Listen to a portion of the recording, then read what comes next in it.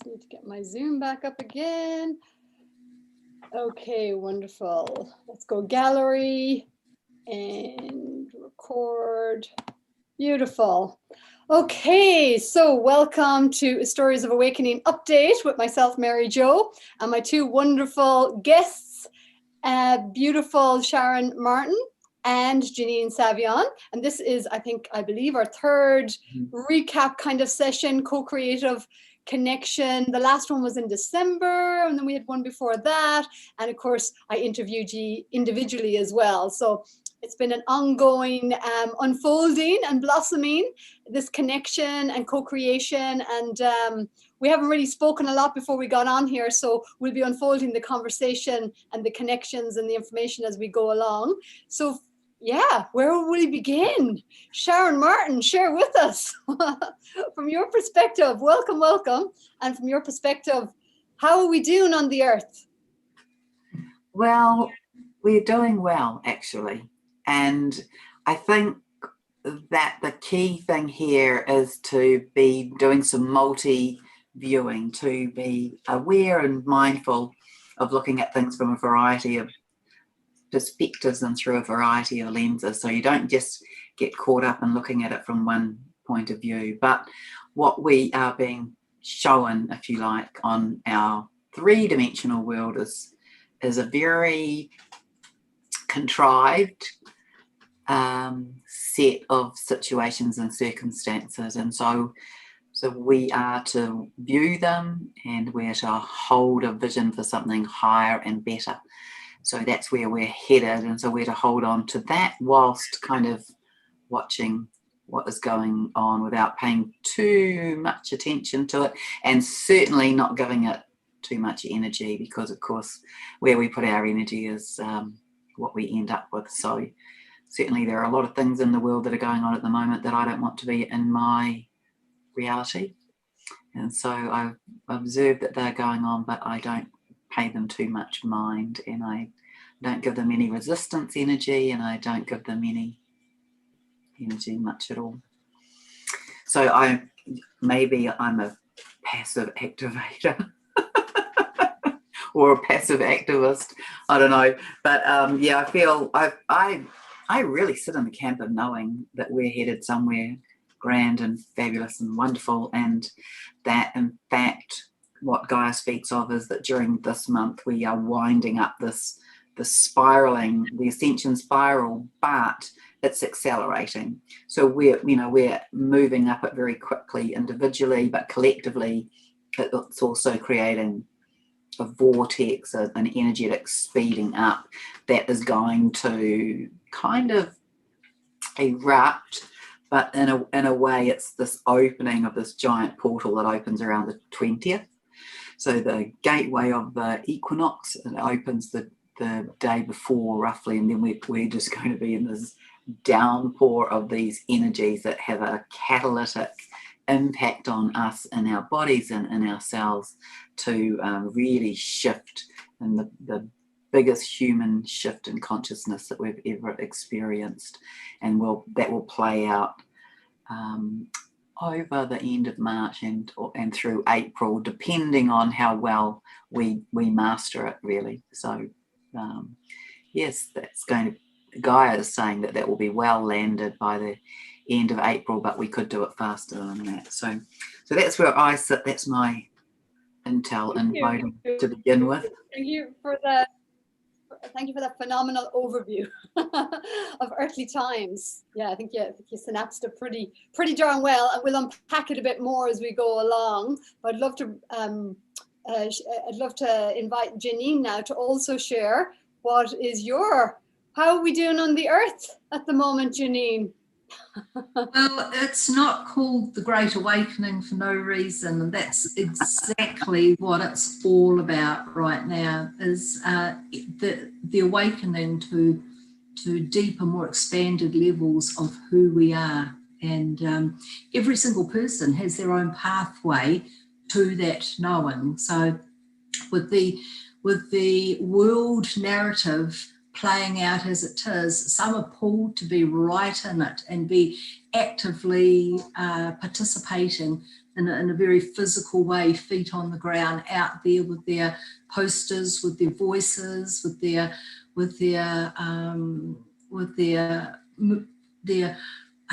full feeling of needing to physically be in the change, and others who know the more expanded space of holding, working on other levels. So we're a team. We're a team of humanity. We're all awakening. We're at our own various personal levels of that awakening, and every person holds their place. So some are what I call feet on the ground, and others are the space holders, and it's working together. Like Sharron, I feel that March, April are huge months, and my knowing is that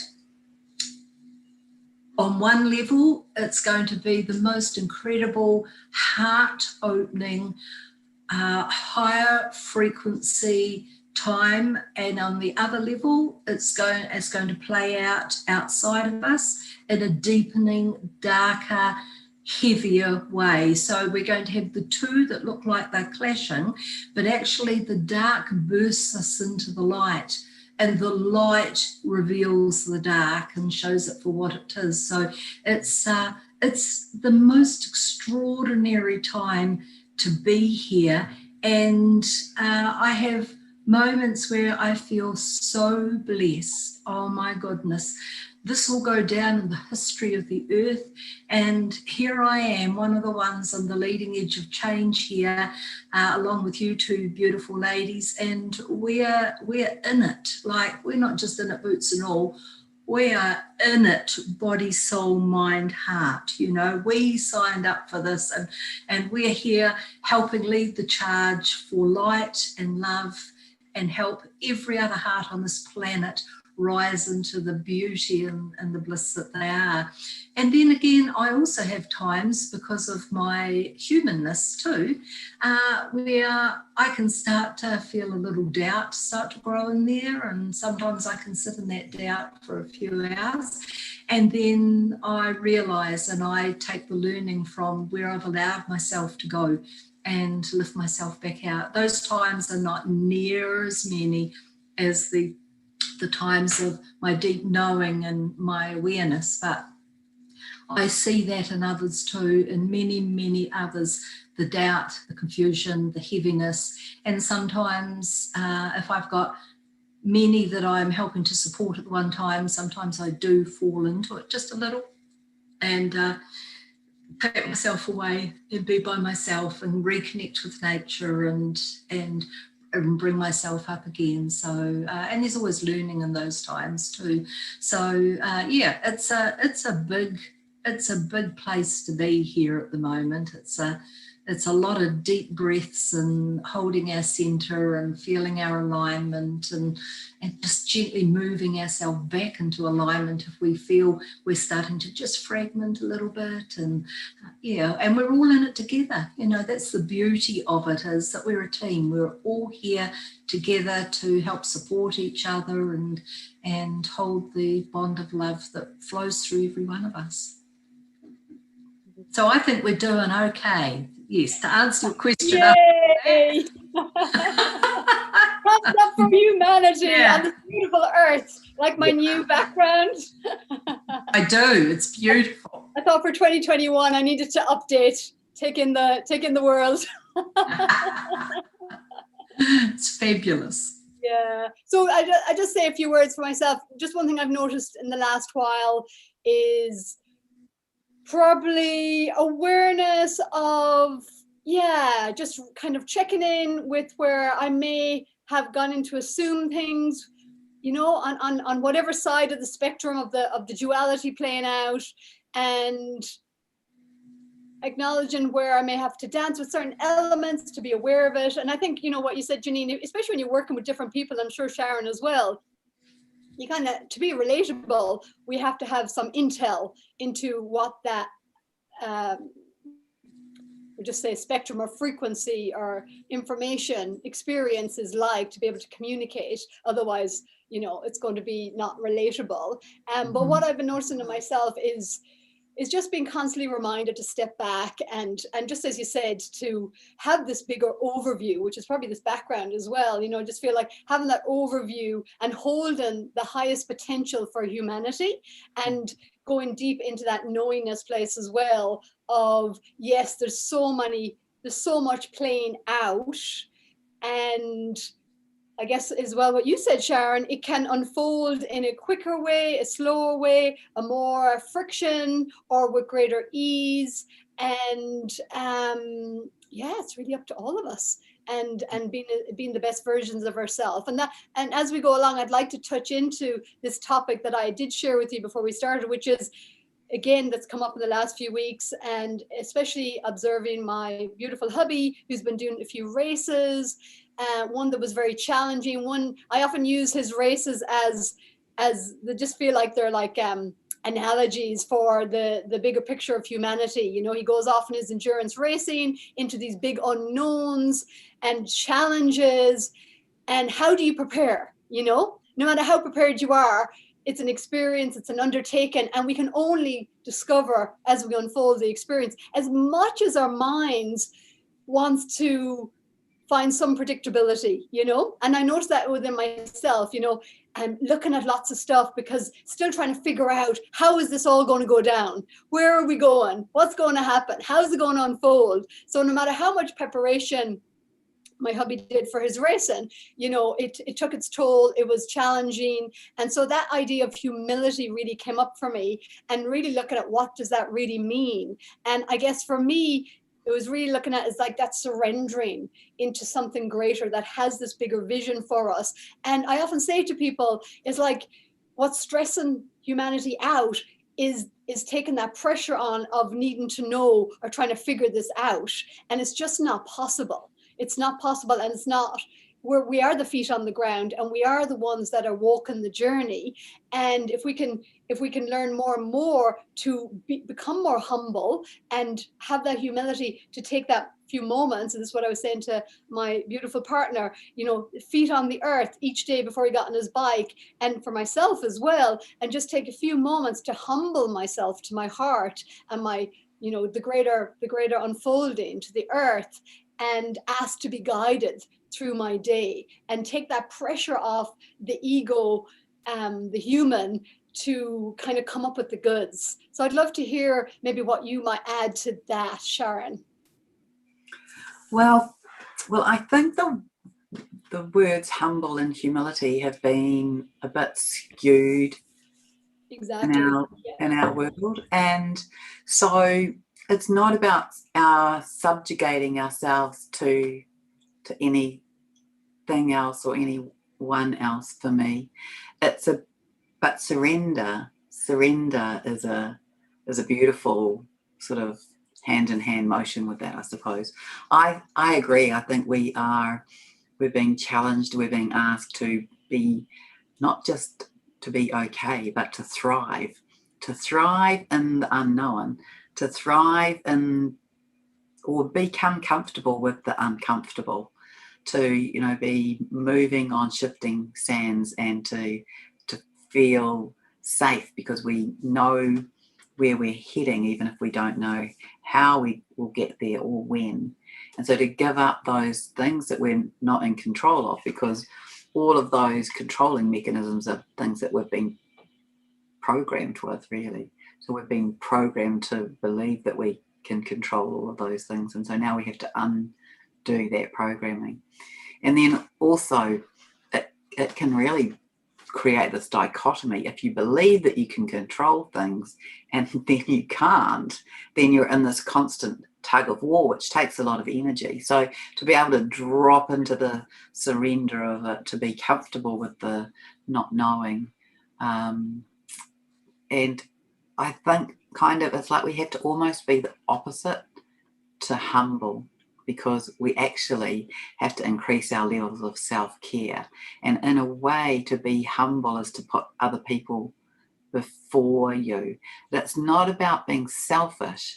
It's about that when we have really keep upping our levels of self-care, then we're in a really good position to help other people and to give other people a leg up, or to pull them up onto their next part, but we can't do that from a place of not being well and not being in balance and not being in our sort of pure divine essence, really. So I think the sentiment. Yeah, I'd love to just I remember hearing a quote years ago that I think sums it up, is you can't be sick enough.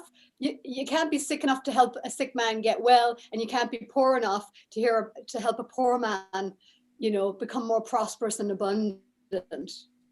Yes, and even without the kind of, that still is taking on the physical aspects of it, but if you're not in your own divine essence, you can't filter out enough of what is going on to sit in presence with your own self, really, to be acknowledging your own divine flame, your divine spark, your connection. And so when you can do that, you're empowered. That's the energetic resource that allows you to sit there, and then you can hold space for others. So I guess that's being pedantic with the language, but in confluence with the sentiment. Well, one of the reasons I'm so interested to speak about this topic is exactly what you said, realizing within my own psyche, what is humility? I was really kind of, I didn't really know what to do with that word. And even I think in the Bible it says the meek will inherit the earth. I think that was it. And, just that realization in my own awakening journey of what that really means, as my own ego surrenders more into, this is just a term, but the true self or the bigger self, that can carry the smaller self or the personality self through these experiences with great empowerment and great confidence. So the more that I let go of the control, which is the part of me that learned to survive and get through life and, into that conditioning, and surrender my will to thy will, that greater will, that's where I don't need to get pulled into the fear or pulled into the disenchantment or the challenges or whatever, but can just keep that connection, as you said, and know that I'm divinely guided. So it gives a great empowerment and confidence to walk, beyond the earth, but not of it, feeling that deeper connection. Yes, and maybe dipping into that childlike wonder and curiosity and playfulness, that whole thing about becoming lighter. So, becoming lighter as in more playful with what's going on, not taking it all so seriously, becoming lighter as in more lit up from within, more connected to higher expanded consciousness and frequency. But, that sort of enlightening can take, or I was playing with those words this morning, can take on that form of being light with self, being light with the earth, being light with one another, and being of the light in the light, and being playful, childlike, curious, and wonder. Just before I pass it over to you, Janine, again, and so what I've been realizing is that the humility to humble oneself into the deeper essence of oneself, of the true self, allows for that innocence of the child, because it's like, oh, I don't have to figure all this out. True. People used to think it had to figure it all out, and there's this pressure and stress, and because that's how we've been living in that more separate identity. So when we can start to learn to come back in and go, oh, I don't need to figure this out, I don't need to come up with the goods per se, I will be guided in every day, in every moment, and we can unfold this journey together. And that's really the joy, that's really the magic, that's really to engage from that place, and that is the creativity, and that we are such a part of this blossoming, that we are in the garden of earth, and we are the flowers that are blossoming. If we can just allow that blossoming, rather than trying to figure out what the flower is going to look like at the end result. Precisely. Yeah. Over to you, Janine. I'd love to hear your thoughts on this. To be humble, to be in humility, is to be in our heart. I'll just close this window. I've got noise outside. Sorry. Yes, so the only place that we really find true humility is within our heart. To be a heart-centered being in that moment, and we're in humility. When we're planning, when we're in the chaotic state of working out the next moment, of working out the lists and all that, we're in our mind, we're in our ego state. So we cannot know humility from a place of planning and organising and expectation and lists and all that. We need to take a moment, to take a breath, and just to bring ourselves into that expanded, quiet, safe, calm place within us. That's where humility is found. And from there, we can get such an overall picture, such an overall feeling, a deeper feeling of exactly what it is that we have spent hours and hours on planning. We get the feeling of it rather than all the written lists and all the ideas and everything that goes into what the ego mind requires or leads us down. But of course, we know ourselves. Well, us three here and many others now are growing into the knowing that we're so much more than the human being, but we are here having a human experience, having a physical experience. So it's about incorporating the growing knowing of who we are into this physical experience to make it so such a multi-layered experience. And that's what's happening right now. So that feeling of humility, we drop into that, we're in our heart, and we can feel the expansiveness of that place of humility. And I believe, my own belief here is that humility is self-serving as well as serving others and the planet. So we can do all that from a place of humility. We don't need to step outside of that to, first of all, honour ourselves and take self-care, and then move out, of course, to others around us. Because the whole thing about the future reality that we're moving into is that it's unity, community based, and we can't go into, well, we wouldn't fit in the communities of the future until we come to that humility within ourselves and the grace of who and what we are, and realise that the deepest love that we have is for who we are ourselves first and foremost. So our cup poureth over, if you like, and we have so much more to give to this reality and to all others. And that starts from a place of humbling ourselves to ourselves, forgiving ourselves for what we didn't know a moment ago, or in our mind we may have got wrong, because wrong is only a mind-based thing, not a heart-based thing. So that comes from that humble place of self-forgiveness too. So there's humility takes in such a wide and broad band or range of subjects. It's a beautiful, beautiful word. I have surrender, humility, and grace are the three words that really touch my heart. So that's my awareness of humility. Beautiful word to have a topic around, have a conversation around. And that's really what's happening on the world is in a way we really have to let go of our arrogance of how we think this whole thing goes, or even, well, dropping plans. I mean, 2020, straight away it's like, well, this is a plan, our predictable future, and it's like, oh, okay, there's a bigger plan, so straight away that's a humility. First, it's people might be angry or annoyed or frustrated or whatever, even saw that in myself, especially the first week of the lockdown last year. It's like, whoa, okay, hang on. And then it's like you start to surrender into, okay, what is, and that's the acceptance and the allowing, and then open up to the potentials.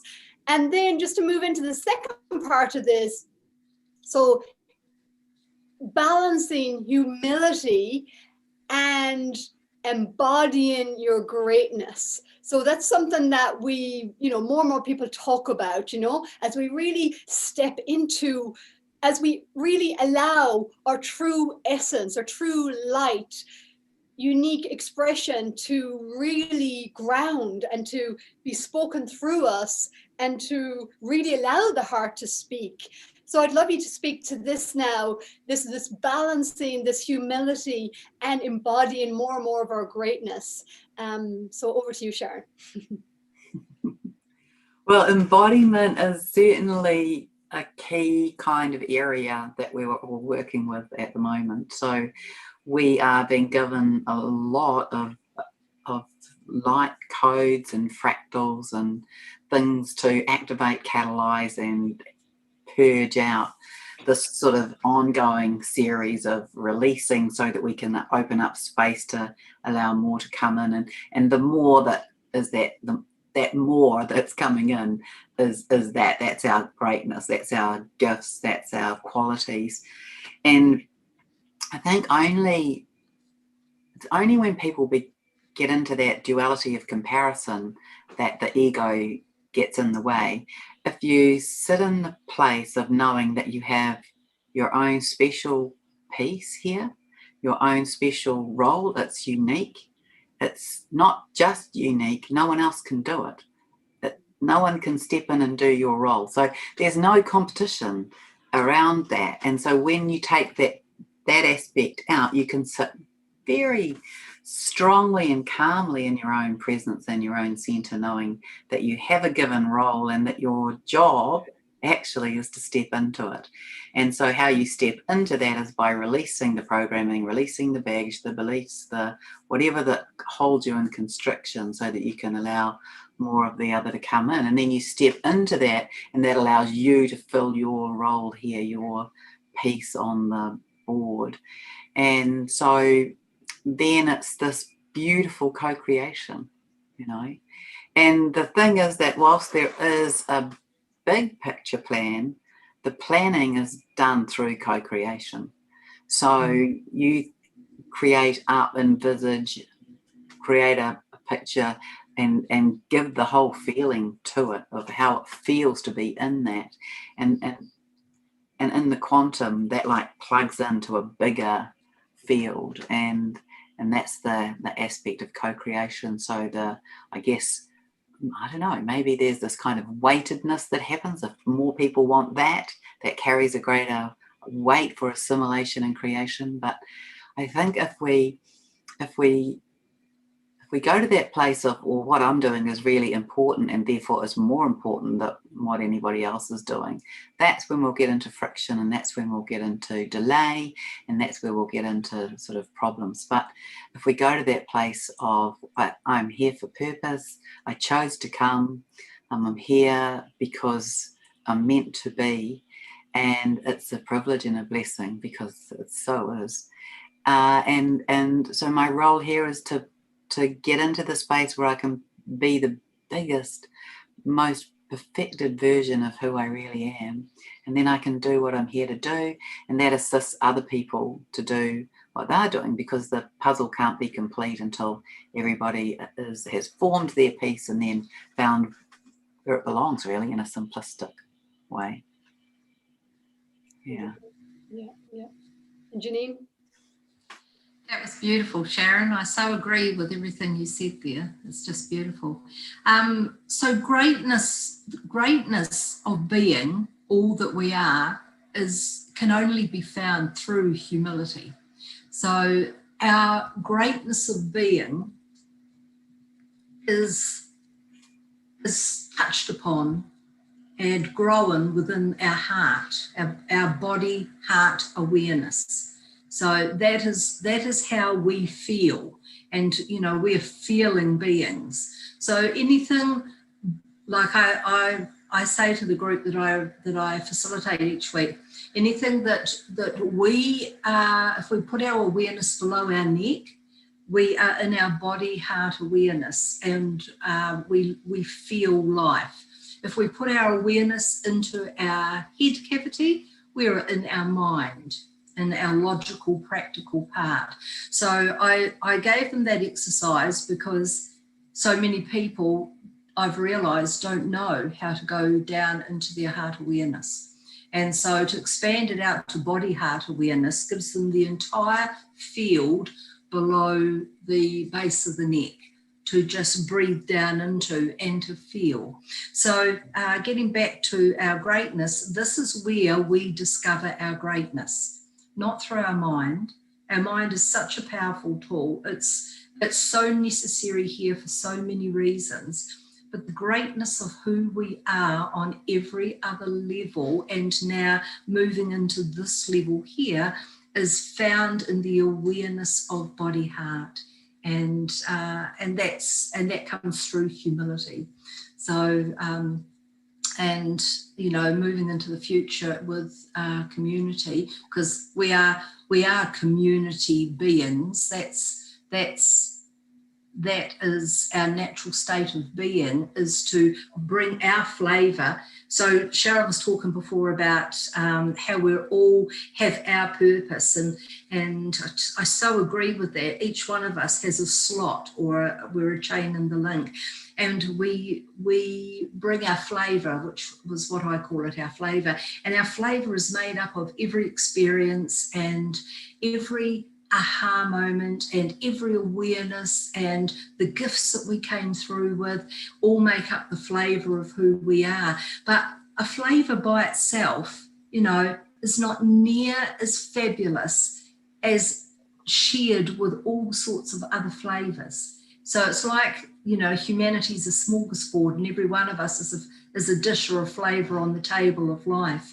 And you put us all together on that banquet table and look at the spread. Oh my gosh, look at the colours and the shapes and the sizes and the smells and the textures and everything like that. You put one dish on the table and it can look very, very beautiful. So, you know, one person by themselves is extraordinarily beautiful, but add together in the community of all the others on that banquet table, and it's just beyond words the description of what can be created when we come together and each of us brings our flavour into the mix and utilises whatever we are together for the greatest good of all. And that's who we are. That's why we're here, you know.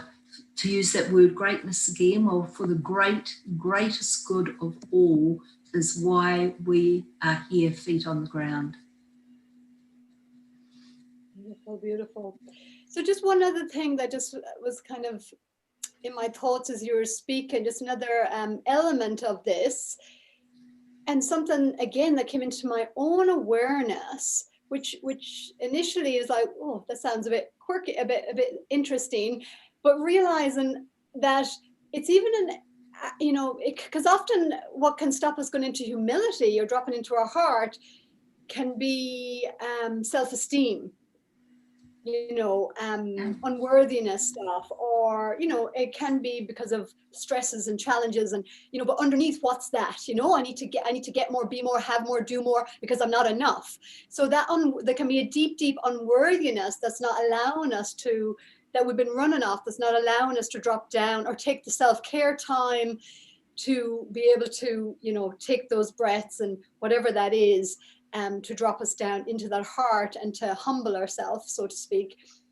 And yeah, it really came to me that the ego in its low self-worth, that can be a way to not allow that humbling experience. It's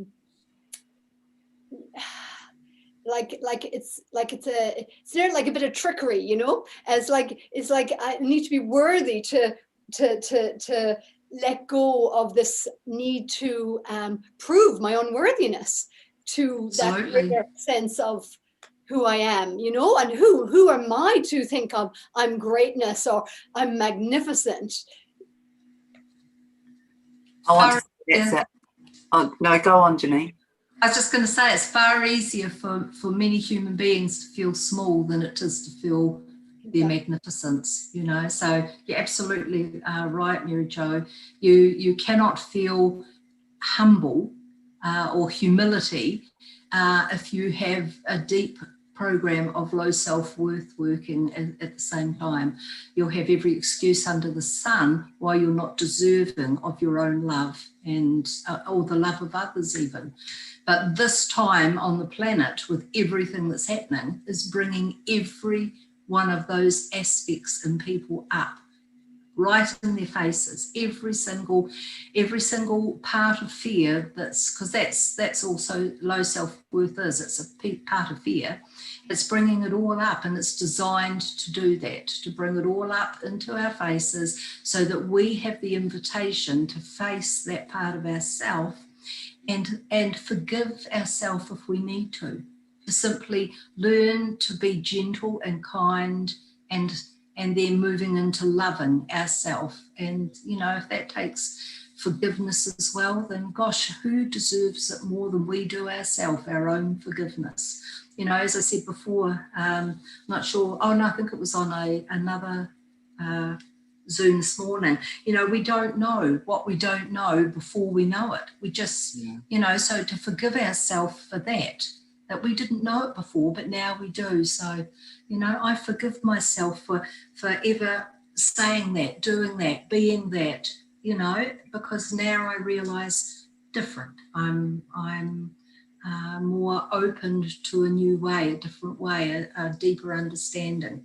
So that's, and you know, that grows into a place of humility and self-love. So yeah, it's a really good point. Beautiful. Thanks for sharing that. And what would you like to add, Sharron? That in a way, I feel that that's our work. So in my view, from my perspective, we create these opportunities for exploration really of self before we come. So we set up particular wounds that we're going to deal with, attend to, heal, and then we integrate that back in through self-love. And so those things now are especially the core wounding. At the moment, those things are really coming up if people haven't attended to those things. And so, you know, it's not a judgment, it's just this realization that each of us has come to attend to those wounds. So they often come in our younger, in our early childhood or later childhood, but they often come before adulthood, and then in adulthood they keep popping up until we attend to them. So they're this aspect of us that's going, oi, come on, I'm here, listen to me, I want to be heard, I want to be seen, and you're not seeing me, or I'm, you know, I feel sick in my stomach all the time because I'm worried about the earth, or I don't want to be here anymore because it's too energetically challenging. So those are, you know, each of us, we choose those things. And so our work is to go, what is that? And what does it need? And how can I give it to myself? And that's a very abbreviated version of it, but that's the process. I believe in this healing of the inner child, and then you're integrating the healed inner child. So for me, my sort of adage around it is that our inner child carries our wounding and our wisdom.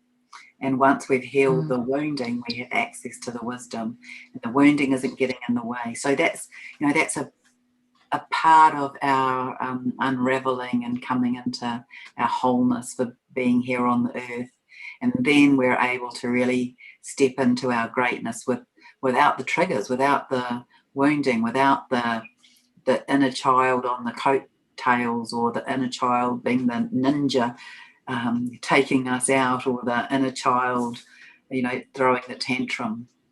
And so that, I believe that's for all of us who've come here as humans to experience this. You know, we've created that setup, and so that's part of our process. And now is the time where it's like, just like Janine said, you know, so if it isn't dealt with, your inner child is saying, hey, come on, it's time. We've got work to do here on a bigger, grander sense, and we can really do it so much more easily if we can only be accessing our wisdom and not being tripped up by our own wounding. So that's this process that we're going through, and then we're able to really shine our own light on ourselves, if you like, and step into that unique. It's a unique expression.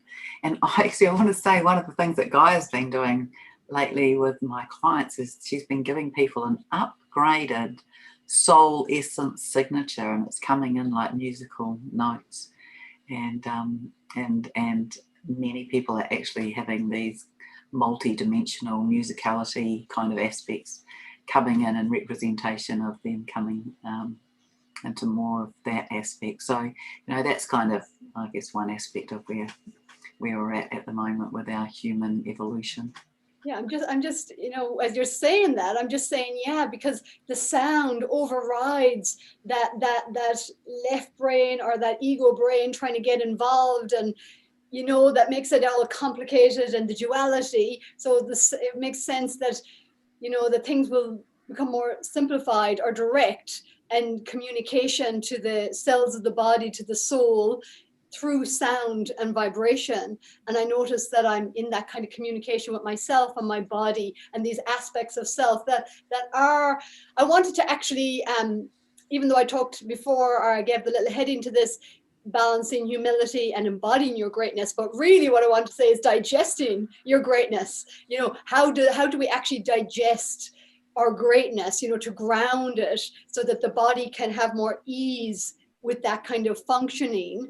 And definitely I found for myself that sound vibration communicates on such a multidimensional level that it can really, I call it the orchestra, harmonize the orchestra. And I use the analogy of the organs of the body, but also the aspects of being. So whether inner child or past life or whatever, depending on what level we're kind of looking at soul wise, but the sounds can harmonize those aspects of beingness that the mind, especially the linear mind, it just cannot track. It cannot really bring to some resolution really on that level of thinking. It's just, it is an experience, it's a vibration, it's a frequency, it's a knowingness, and it's an energy dynamic.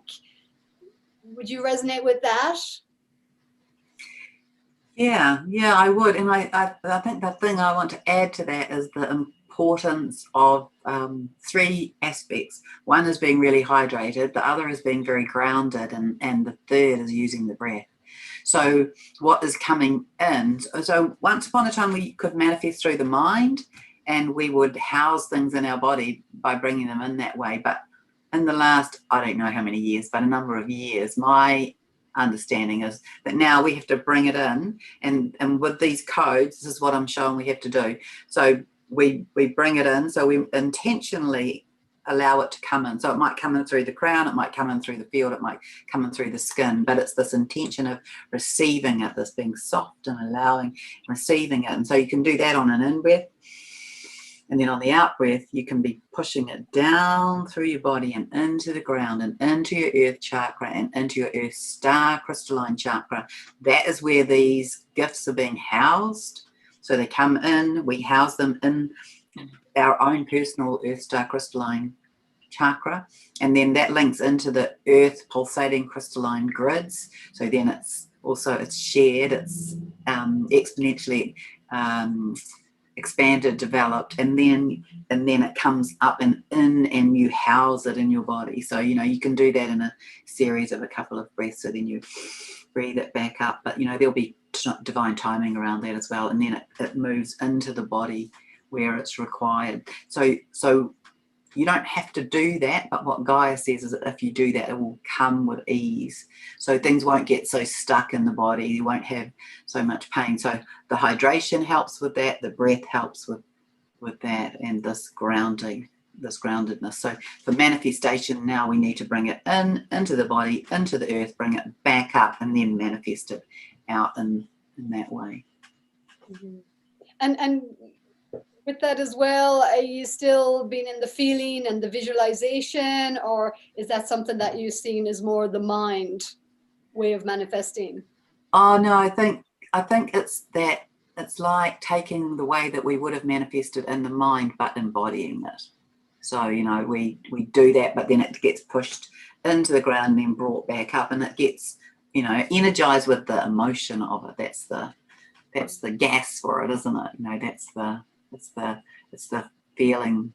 It's the feeling of it. It's the really, you know, the other thing I want to talk about though on that feeling level is that imagine just yourselves, just imagine if you're living your life every day without fear and in joy, and every single moment of your day you're in that feeling of feeling at peace and wonder and in joy and kind of on the edge of laughter a lot of the time. And then imagine if everybody around you is like that.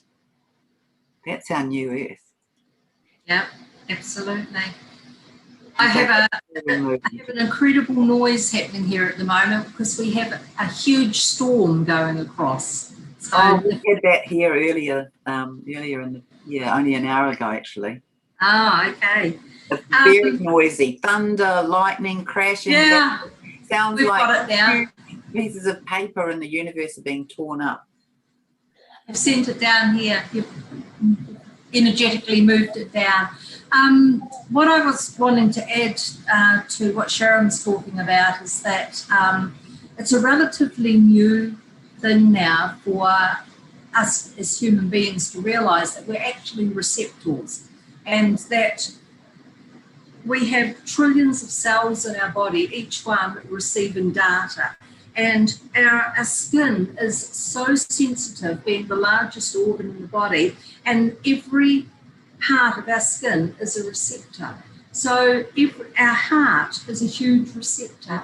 So every part of even our mind is a receptor, but the mind takes it in at a different level and then dissects it and analyzes it and applies logic and becomes very practical and wants its lists, and that's that makes something that could be so simply received, it makes it very complex. So to bring all the coding in that's coming now, to open to the vibration that comes on light, that comes in music, that comes in movement, that comes in conversation, that comes through the internet even, to the ways, the myriad ways and avenues that information is coming to us now, especially with the codes, because, you know, one glip holds like an entire book or even more of a message. So we have to start understanding that we are receptors, and to open in the breath, as Sharron mentioned before with the breath, it's so important, and to keep the body hydrated, because the body is a huge receptor. So to look after it, take care of it, and as Sharron said before, the ease with which we will transition with everything that's coming to us now will be magnified if we bring our awareness to the body, heart, awareness of ourselves, and allow and work with this and open to this, and not just stay in our mind and try and analyse it or try and understand it from that level of us, but to learn the greater level of us is everything else about us. So just for anybody who might be going, what are these codes? What are you talking about? Can you just see if you can explain to somebody who's maybe hearing this for the first time, what do you mean about these codes? You explain that, Sharron. These codes have a number of different functions. So one of the sets of codes that is, well, we have energy coming that's for clearing and purging. So that's, you know, get rid of your stuff. And so that can come in, that can have a catalytic effect. But the codes are coming in, so they're coming in lots of different ways, which is interesting in itself. But they are coming in to do maybe three main things. So they are coming in to reconnect and reactivate our DNA stranding.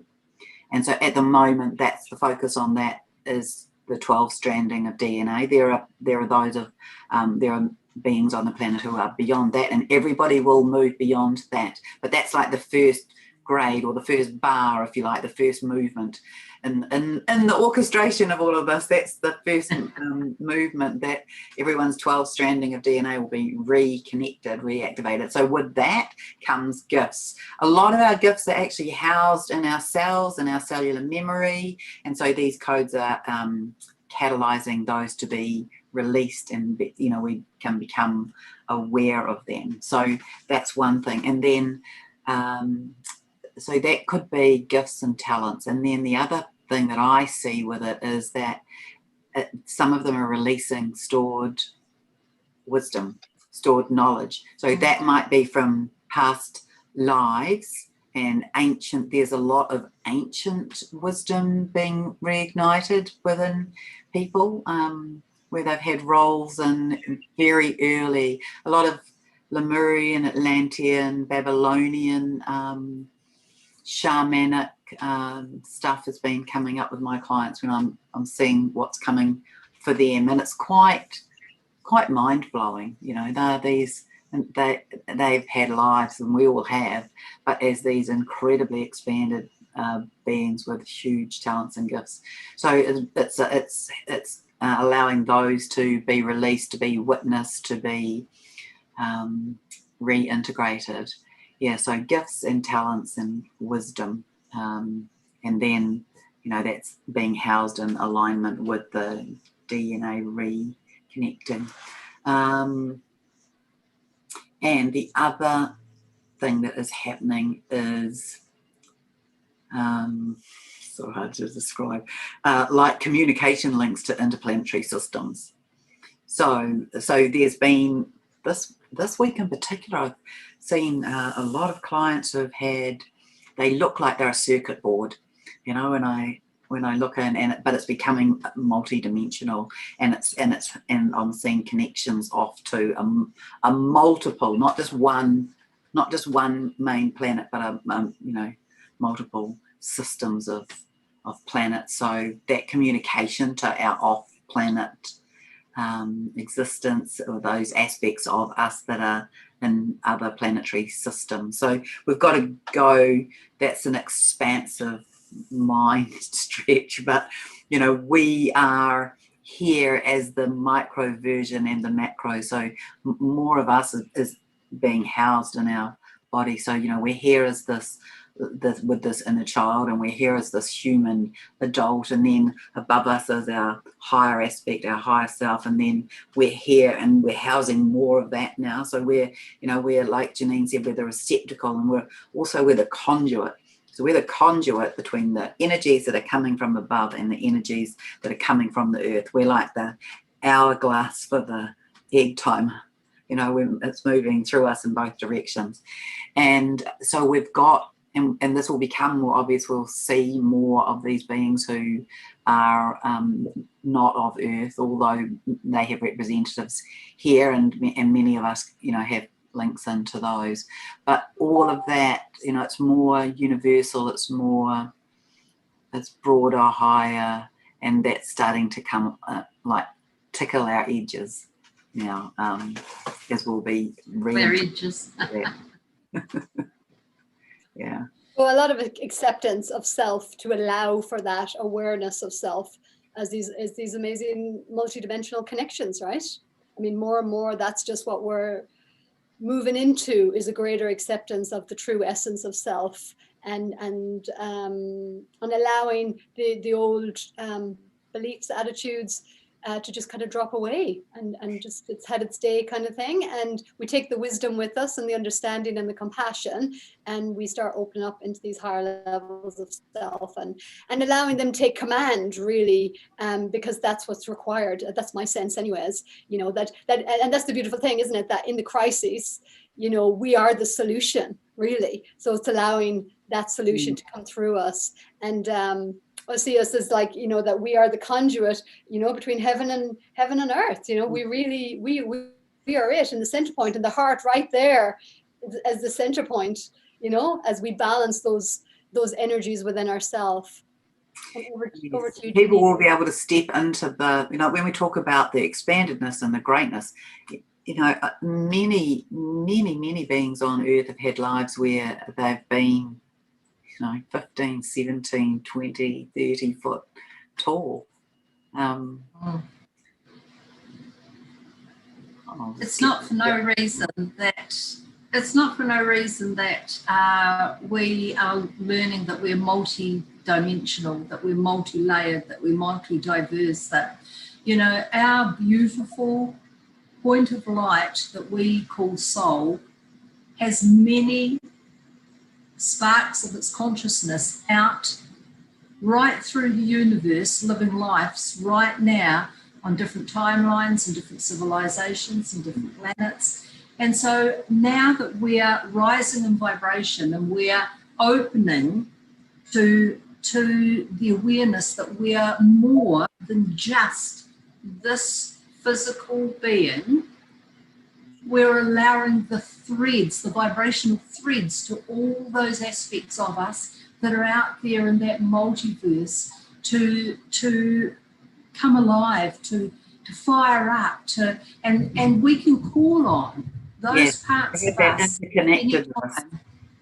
Yeah, it's like a multi-leveled highway of light connection, information and light and presence that comes backwards and forwards. And you imagine that with 8 billion human beings on the planet and all that's going on. It's just there is no space. The field is full of life, in so many forms. So that is just one of the things that we are opening up to in ourselves right now as the multidimensional. Yeah. How are you feeling? Well, there's two questions I'd like to ask you before we kind of finish it up.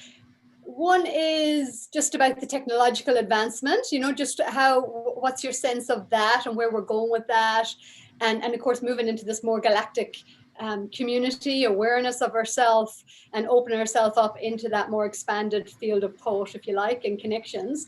And then this is a bit of a different question. I just want to also ask you what you've seen is the challenges that people are having as we are, as we are choosing on some level to adapt into this expanded sense of our consciousness.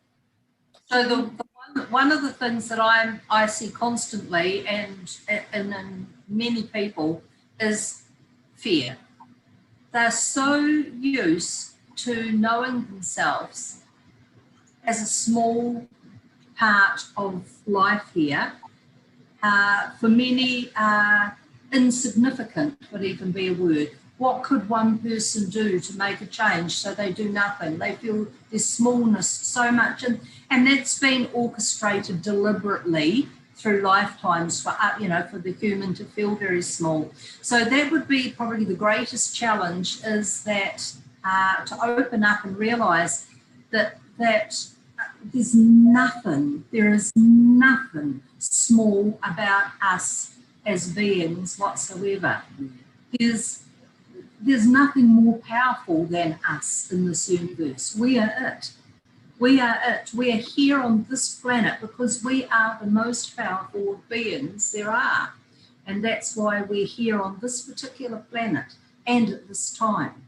So what I would answer to that particular question, Mary Jo, is fear is the thing. And so greatness comes in small pieces, in gentle breaths and small awarenesses and understandings and quiet moments and observing something in another, or feeling something in the moment, or in a dream, and in a deeper awareness of another life. And just those tiny little pieces hold huge power in helping us awaken to who and what we really and truly are. So yeah, I'll turn it over to Sharron. Yeah, I just will tack on to the end of that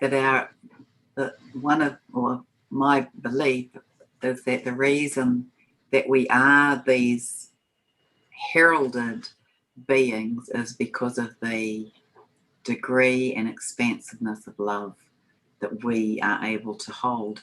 And so that is kind of incrementally expanding, and we've been going through a lot of light code experiences to activate that. And like in the last 6 months, the masculine aspects in our world have had 3 massive kind of heart openings. So that's exciting, because they have lived their lives often and a lot, not being so much in their hearts.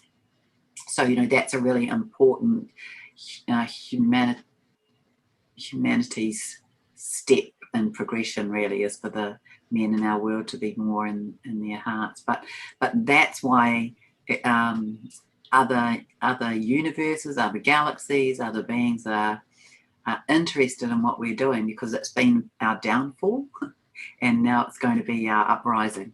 So that's why we have to do the healing of the wounding, so we can fall more into the greatness of this love, because love is really the greatest force. It can move mountains, it can birth rivers, it can birth children. It's the most phenomenal energy, and when exponential unconditional love comes together with exponential unconditional love, it's this huge harnessing, this huge sort of force field. So that's kind of the exciting aspect of the emotional body. But what comes with the emotional body is having to deal with the tricks and the veils and the wounds and the all of the things that we've traversed during our lives as humans, where we've been programmed to be competitive and to look out for ourselves over others rather than alongside others, and so all of those things are what's created a whole extra layer of shadow and wounds and traumas. And so we're shifting out of that. So I think in terms of where we're going, fear, like Janine says, and that's the ultimate weapon, I have to say. It's the weapon that we are having used against us. So a lot of what is being perpetrated in our world at the moment is sitting on a platform of fear, and then it has more fear pumped into it, because if people are in fear, they will not be empowered to take action, to sit in their own sovereignty, and to be empowered. So fear disempowers. So when you hook into fear, you're disempowering yourself. And fear, there's all of those little acronyms, aren't there? Fear is false evidence appearing real. That's the only one I can think of at the moment. But there's been this injection of fear. That's what's been coming through the media. And so then when people are in fear, they're on a wobble, they can't be in their empowerment. And so that's a strategy to keep us here. And I have to say, that's what Gaia speaks of. This whole thing has been ultimately a strategy to slow down ascension. And so there's this aspect of beings in our world who hold a lower dimensional vibration, and they cannot exist beyond they cannot move into the 5th dimensional frequency, is what Gaia says. So they are fighting for their lives, and how they are doing that is keeping us in fear. So we have to rise above the fear, and then we'll have this movement, which can show up in lots of different ways, and that's another whole story. So we won't be there, but the movement, this shift into 5th dimensional frequency, into anchoring more of the 5th dimensional field. So they are, that's their weapon, is to keep us in fear. So rise above that. See, you have to ask yourself questions like, well, is that real? Is that right here now in this present moment? Is that my reality right now? And if it's a yes, well, have a bit of fear. If it's a no, then let it go, because it's not in this moment. It's not in this present moment reality. So fear is something that we often work through by diving into the future and zipping off back into some past moment. But often at the moment, it's this fear of what's to come. It's this fear of, are we going to be impregnated with a so-called vaccine for a so-called virus that has, so-called created death everywhere.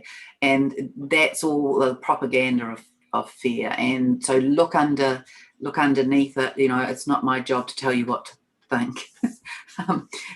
And it's like for each of us has to find our own truth, and our truth might be different. But for me, that's where I see a lot of the fear coming in. Be fearful about the safety and well-being of your children. Be fearful about the safety and well-being of the health of your body. Be fearful about your ability to create finance, to put food on the table.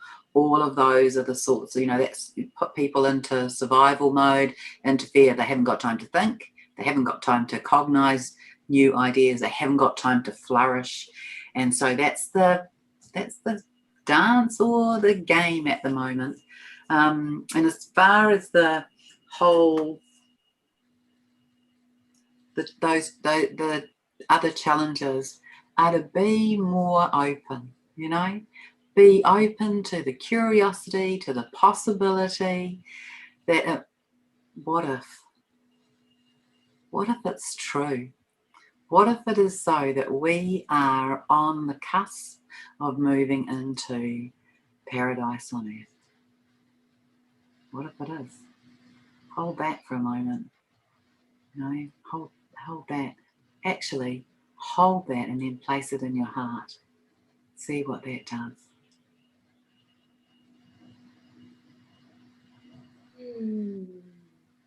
Beautiful. Truly beautiful. We live with choice in every moment. That we can choose to believe in the most incredible future that's even beyond our wildest and deepest heart's desires, or we can choose to stay as the world is and live through fear. And that's a choice, and that's a timeline, and that's reality. We create it.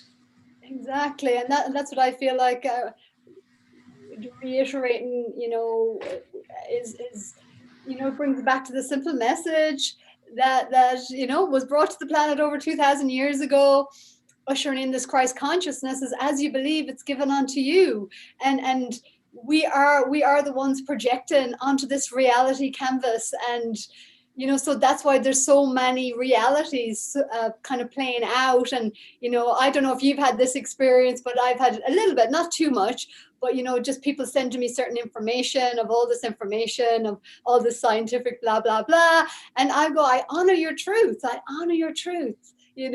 I just draw from my experience and my beliefs, and I honor your truth, and I'd like you to honor mine as well. And that we can kind of be in this together and just honor each other in our discovery, in our journeys, and in our experiences and our belief systems, and if that's what you believe is your version of truth or freedom or whatever. I've been just realizing that more and more. I have my own perceptional awareness experiences that I draw upon from my sense of what's reality and what's truth, and other people have theirs, and they look very, very different. But I've been learning within myself is to really honor that, and honor all these different pathways, and to really honor that everyone is doing their best, and what looks like what means freedom for somebody else is very different than how that looks for me, for example, and the choices that I choose. So it's quite an interesting navigation and observation, and I guess embodiment of